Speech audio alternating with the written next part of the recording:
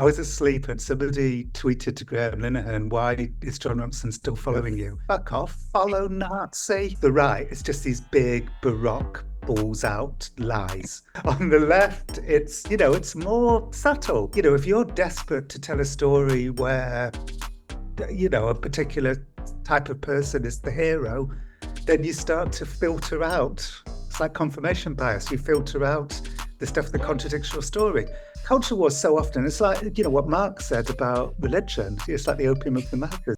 They all scream at each other about trans rights while the rich get richer. Jon Ronson, hello, welcome to PoliticsJOE. Very nice to see you. How are you doing, Ed? I'm doing really well. You're in New York, is it? Upstate New York. I'm 2 hours north of the city where there's all these like strange animals. This morning I saw a groundhog. Oh, wow. Yeah. I couldn't pick one out of a crowd. I know, they're like giant, they're like great big beans covered in fur. I'll look out for them on my next visit to rural New York. We're here to talk about the latest season of your podcast, Things Fell Apart, available now on BBC Sounds. You look at the pretty extraordinary origins of the culture wars. Last series, you looked at kind of the original culture wars almost, and in this series, you look specifically at the culture wars that were a result of the pandemic, of lockdown, of COVID. Actually, even more niche than that. What I realised halfway through making the second series was that every culture war we were looking at, and pretty much every culture war that continues to consume us, all blew up within a few days of each other, within like maybe 20 days of each other in May 2020. After 6 weeks of lockdown compliance, we all lost our minds and everything exploded, and it was those days that I'm honing in on. So yeah, the first season takes place over decades, and the second season takes place over days. It's pretty extraordinary. Was there just so much pressure on our psyche that people just went ballistic? Was that? Do you think that there's a direct cause and effect, or is it coincidence? Yeah, I'd say. I mean, yes, I'd say so, because every story that we do this season is lockdown related. Well, at one moment in each episode, lockdown happens, and yeah, I think something happened. I mean, I don't know about you. I mean, I thought I was fine. Like, in fact, I was quite enjoying it. It was such a novelty, not being able to work and being forced to chill. I thought this is. But then, after 6 weeks, I was muttering to myself as I was like, running down the street and like letting out weird noises, and things were starting to change. Our brains were starting to rewire. And I think it's kind of under-chronicled. I mean, obviously, people... I was slightly worried that, oh God, are people sick of thinking about lockdown and COVID and so on? And, I'm sick of that too. But I don't think it's really been properly looked at in the sort of psychological sense, like what it did to people's brains. But because I'm not a psychologist, I'm a storyteller, I thought, well, why don't I, try and filter that through just amazing stories?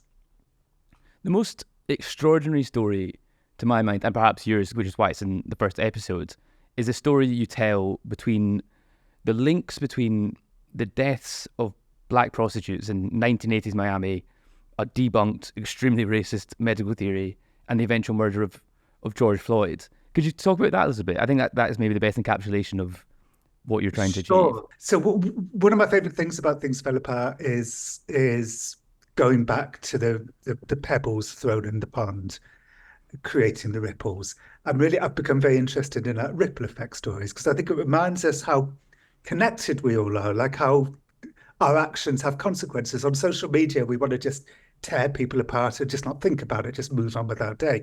And we want to think that what we do doesn't really have consequences, because we want to hurt people and not feel bad about it. So I became really interested in telling sort of ripple effect stories and origin stories. It's sort of, when you go to a party and the party's going really badly and everybody's screaming at each other, it's bewildering. But if you go back to the very, very beginning to see how it all started, then maybe that offers some clarity. So that's what I'm trying to do more than anything, I think, in Things Fell Apart. And yes, there in the early 80s in Miami, there was a spate of mysterious deaths. 32 women were all found dead in very mysterious circumstances. The police at the time said it was the most mysterious case they'd ever come across, because while the women were all found in exactly the same way, they were naked from the waist down in junkyards and alleyways, um, their legs apart. You could superimpose their bodies over each other. Nobody could figure out the cause of death. There was no gunshot wounds, no stabbing, no blood, nothing. So it mystified. And the other thing that the women all had in common is that they were all black sex workers, hence there being surprisingly little press about the case. And they were all found with low levels of cocaine in their systems. So you would think already that this story everybody would know the story because it's so mysterious and intriguing already. But this is a story that like nobody knows, or very few people. So anyway, the Deputy Chief Medical Examiner, Dr. Charles Wetley, announced that he had determined the cause of death. The women, he said, had all died as a result of a combination of cocaine and sex. They'd taken cocaine, had sex, and spontaneously dropped dead. And he gave it a name, and the name was excited delirium. And I then trace what happened to this diagnosis of excited delirium over the decades, ending up with a murder, a sort of world-changing murder that took place during lockdown. It is pretty extraordinary because it just sounds like nonsense. And you had it's like people take cocaine and have sex all the time. Yes. And don't... Exactly. The first time I told a friend of mine that story, she said, "Well, how come I'm not dead?" Yes, I know, extraordinary. Doctors, we believe them. It's years ago after I wrote the psychopath test, but before I wrote So You've Been Publicly Shamed, Clive Stafford Smith, the human rights lawyer, took me out for a bunch of lunches because he wanted me to write a book about not excited delirium, but this in general, like pseudoscience inside courtrooms, because excited delirium is now used as a defense for when somebody dies in police custody after being tased. They say, oh, it was nothing to do with police brutality. They spontaneously dropped dead of excited delirium. So it's used in courtrooms as a defense. And yeah, Clive was saying to me, you've got to do, Clive was saying, it's all nonsense. Clive's a bit of a polemicist, but he was like saying, it's all nonsense. Blood spatter, hair analysis, it's all nonsense. This is your next book. This is your next book.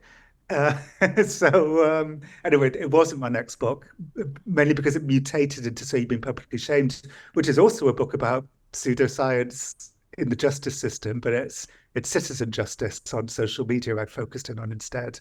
But yeah, when I did the excited delirium story, it reminded me a lot of Clive's entreaties. You mentioned pseudoscience there, and you tell the story of Judy Movitz, who's become a very prominent anti-COVID denying doctor, scientist since the pandemic. And what really struck me in your telling of that is how actors can hijack almost these culture wars for their own gains. Like COVID deniers, etc., would maybe see Judy as a fellow traveller, but as you show, is it her trying to get revenge on a community that rejected her? For me, the Judy Movitz story is exactly the reason why I wanted to make Things Fell Apart to begin with, because I would see friends kind of going the way of Judy Movitz, successful, smart, pretty eminent people getting too involved with social media and culture wars and kind of, losing their grip on life. I've had friends who've lost themselves so much to the culture wars that they've, their wives have left them, they can't get work. And I think everybody knows at this stage somebody who that's happened to. And I was, for years now, for like 4 or 5 years, I've been fascinated and trying to figure out why, what are the mechanics of that?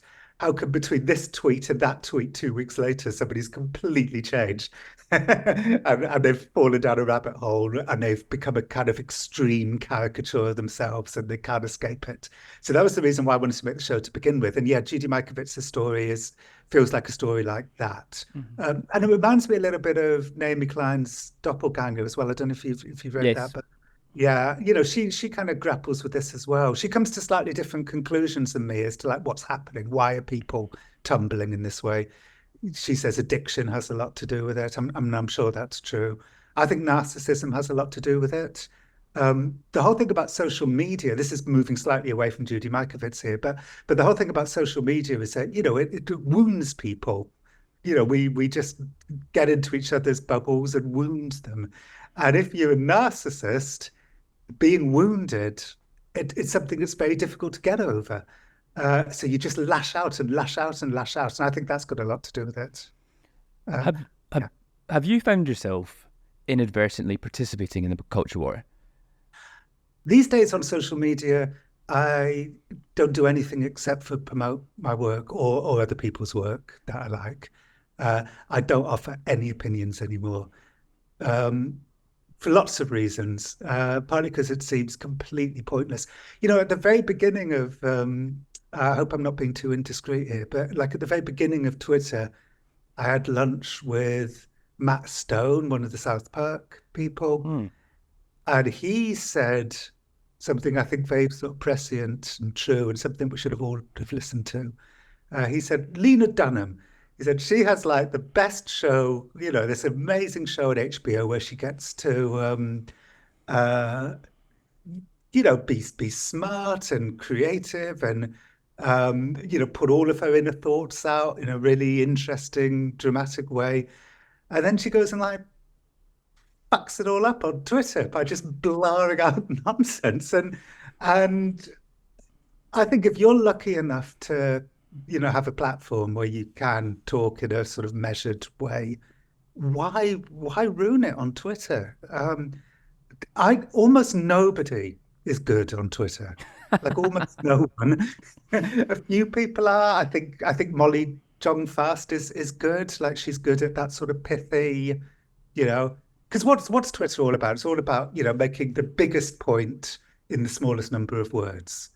And that's a niche skill, and so I can just leave it alone if it's not your way of communicating. If you can communicate better in other ways, just don't do it. Just don't do it, because all you're going to do is like, make everybody think you're not as good as they thought you were. Which is what I think all the time on Twitter. I think, oh God, I really like that author, and I don't like him quite as much.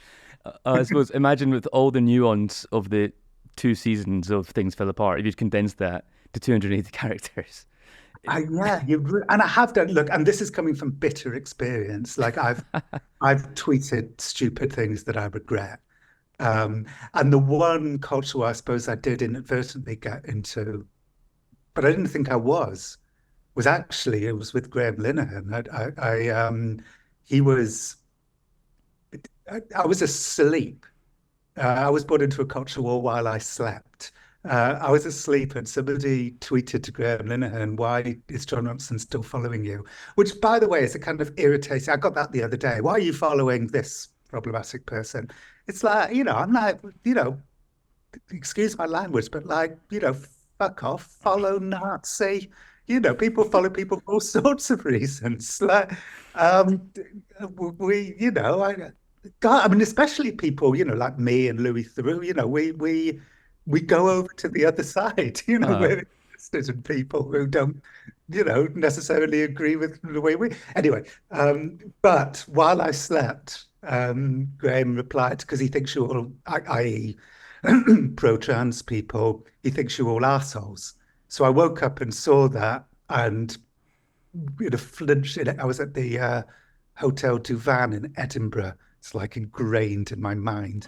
And I saw that, and in a flash of anger, I tweeted, I don't think your critics are assholes, and I think you've been acting like a bully.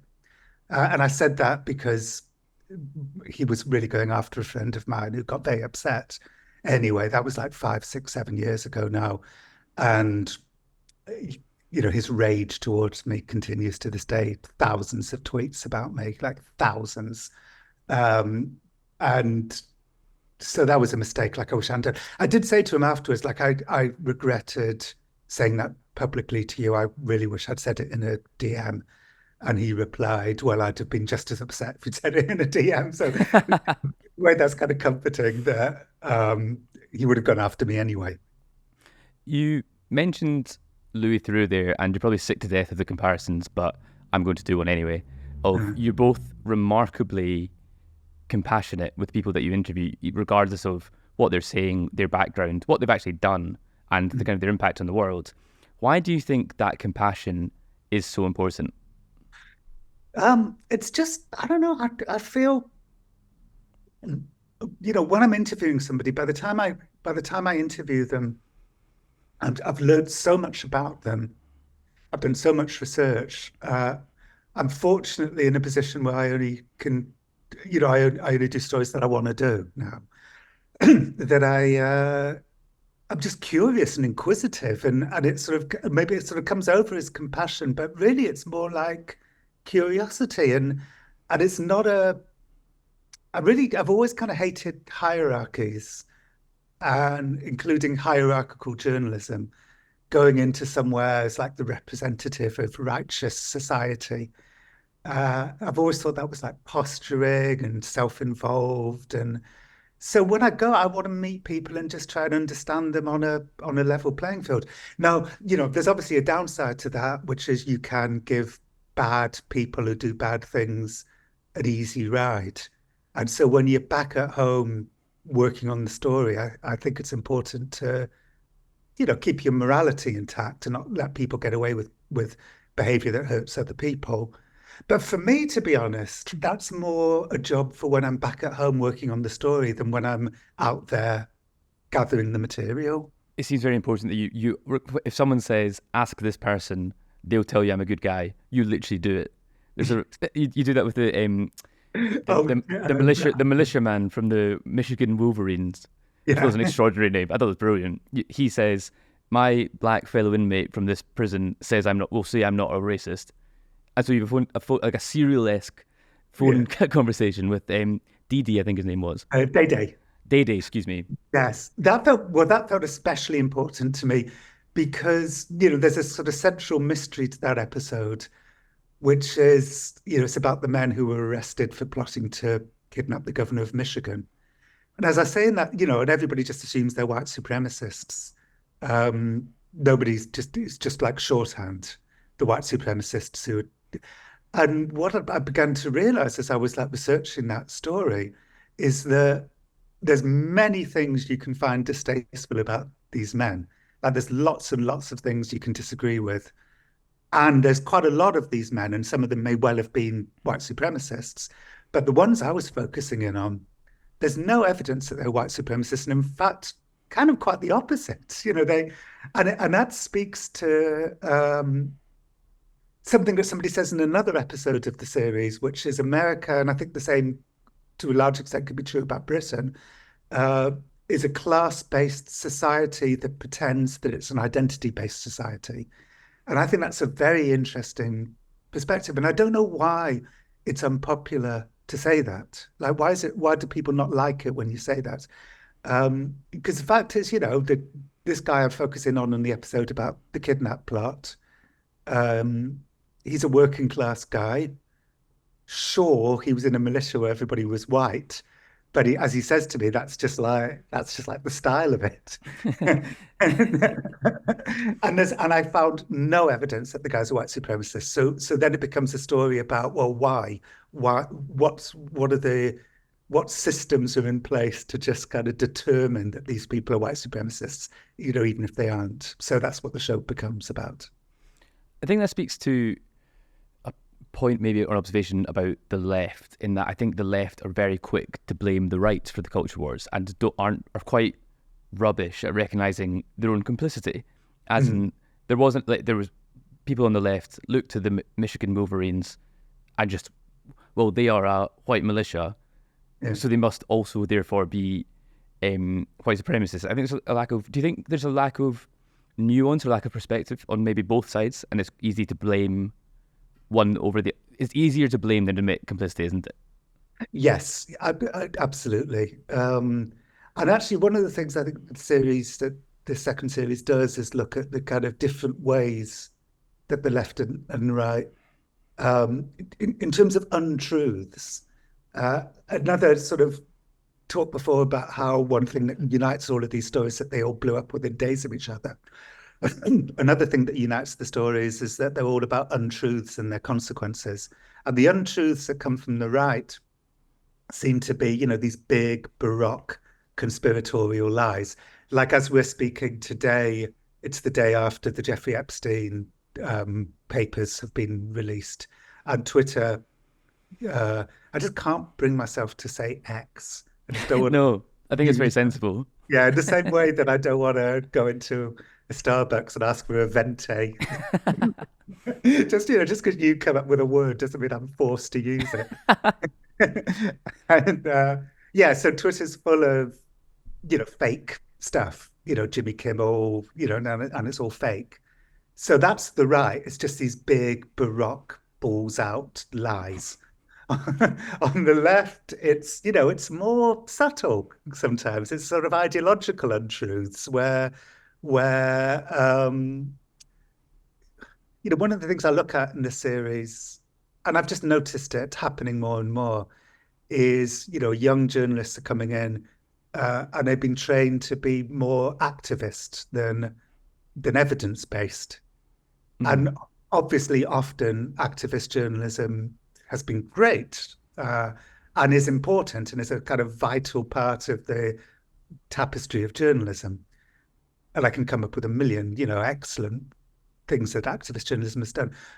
But if it becomes, too much of the sort of default, it has negative consequences. And one of them is that, if you're desperate to tell a story where, a particular type of person is the hero, then you start to filter out. It's like confirmation bias. You filter out the stuff that contradicts your story.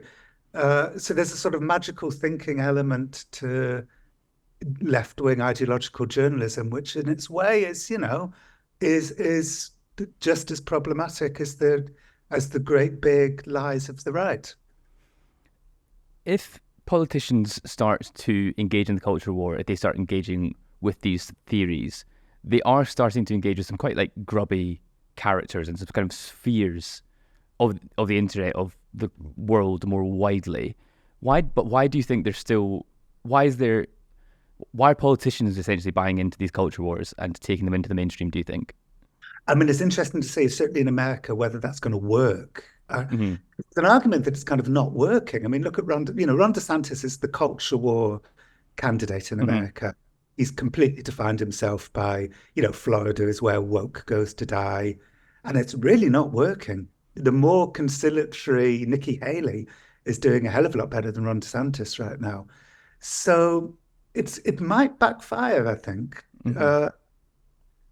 Even Trump, it seems less.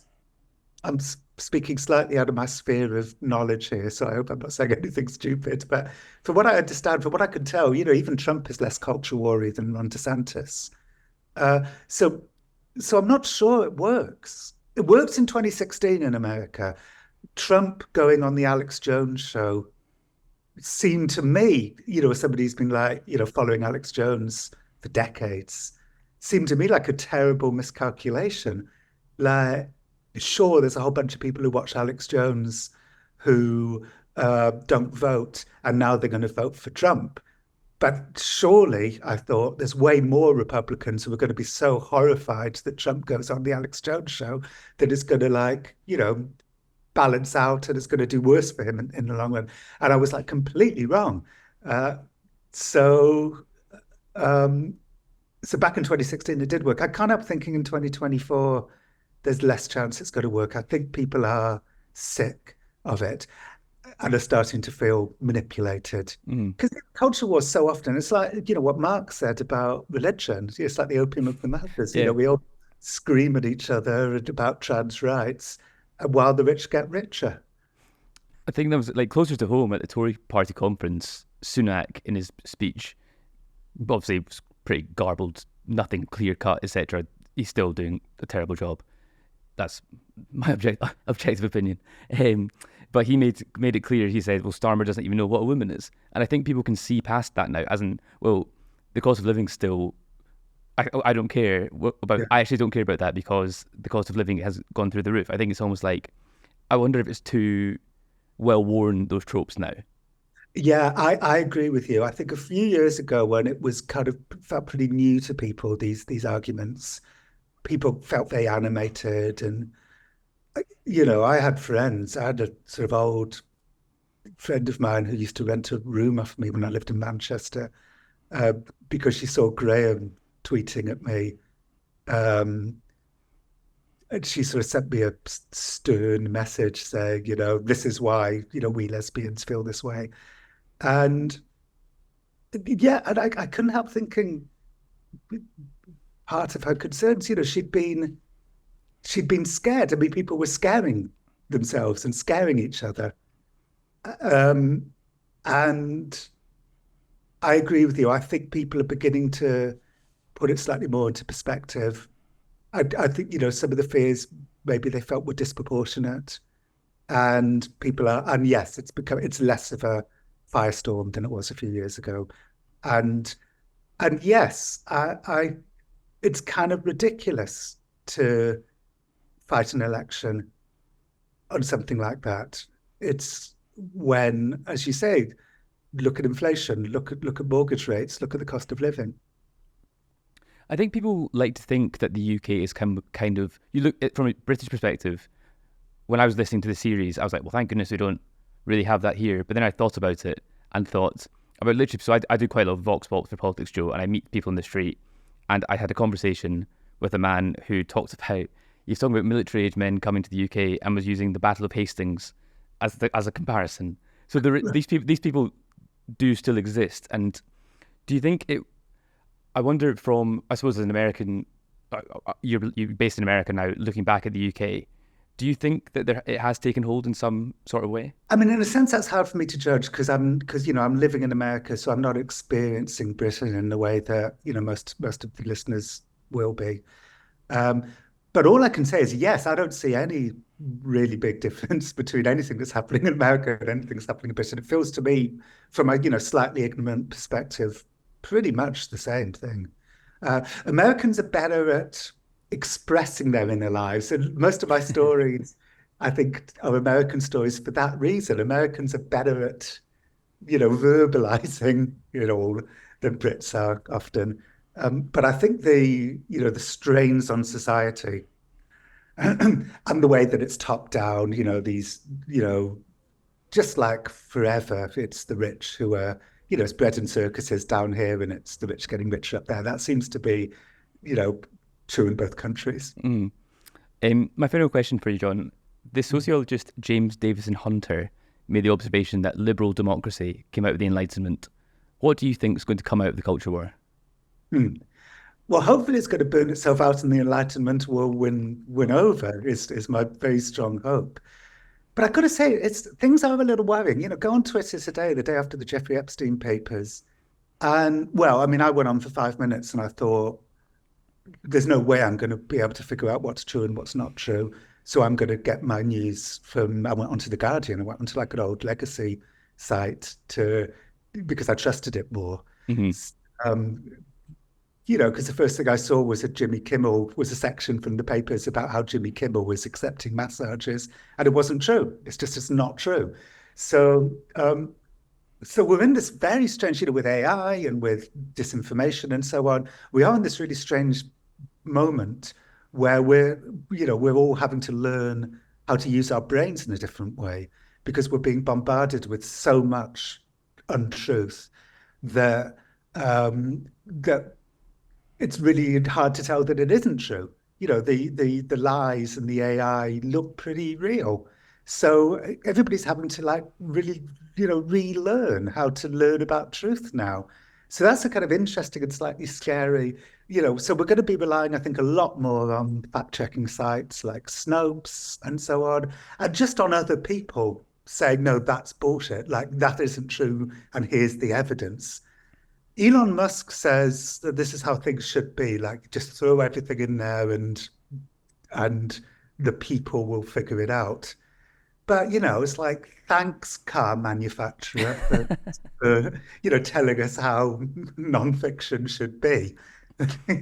So, but in a sense, because that is the world that he's created on social media, we are going to have to deal with it that way. But I think there's probably going to be even more of an exodus. Because if it's just impossible to figure out what's true and what's not true on Twitter, then people will just throw their hands up and leave and return maybe to the old legacy institutions like the BBC and the Guardian. And I know that some people are going to say, well, they're, and true, everyone's got problems, every institution's got problems, but the editorial standards at those places are a hell of a lot higher than they are on social media nowadays. Jon Ronson, your new series of Things Fell Apart is out on BBC Sounds now. Thank you so much for your time. Thank you so much, Ed.